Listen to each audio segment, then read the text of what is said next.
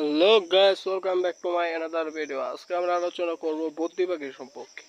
আমাকে এর আগের ভিডিওতে অনেকে কমেন্ট করছেন যে ভাই কোন পাখি অল্প টাকার ভিতরে কোন পাখি পাওয়া যাবে এবং সেটা পালন করে অবশ্যই সেটার খাবার খরচ প্লাস সেখান থেকে কিছু আমার হাত খরচ ছুটবে।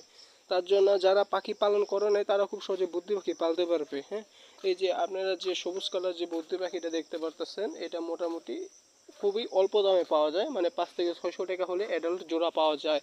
তার জন্য আমি সাজেস্ট করব যেসব বদ্রি পাখিগুলোর দাম কম সেসব বদ্রি পাখিগুলো পালন করতে। এখন বদ্রি পাখির ভিতরে অনেক মিউটেশনের আছে, কিন্তু মূল মিউটেশন দুটো, যেটা হলো ইংলিশ বদ্রি আর নর্মাল বদ্রি। হ্যাঁ, এখন অনেকগুলো ক্রস বা বিভিন্ন মিউটেশনের মাধ্যমে ব্রিডাররা বিভিন্ন ধরনের জাত বের করছে, যেরকম জাপানি বদ্রি, যেটা যে মূলত জাপানে তৈরি করা হয়েছে দেখে এটাকে জাপানি বদলি বলা হয়, এবং অনেক এলাকায় এটাকে হেলিকপ্টার বদলিও বলা হয়।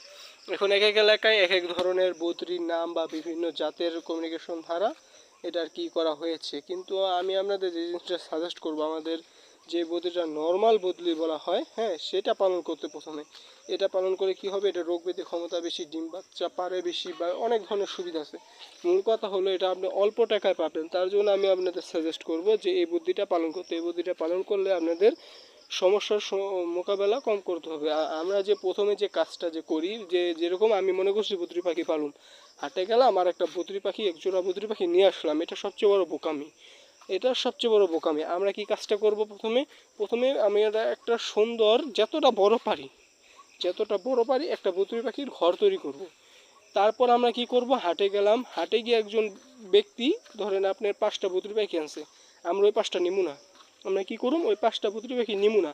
আমাদের কি কাজটা করতে হবে, আমাদের উনি যে 5টা বদ্রি পাখি আছে, আমরা ওনার সাথে কথা বলবো যে ভাই আমার কি, আপনি কি বাসায় আরও বদ্রি পাখি আছে?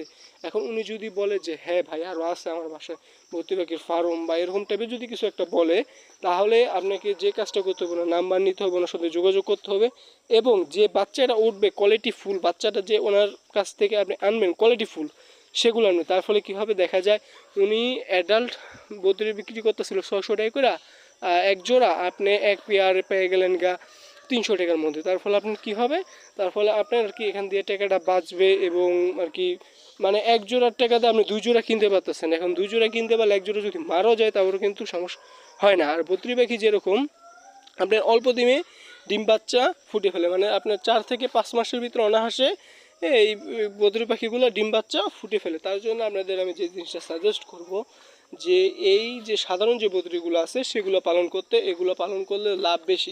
এবং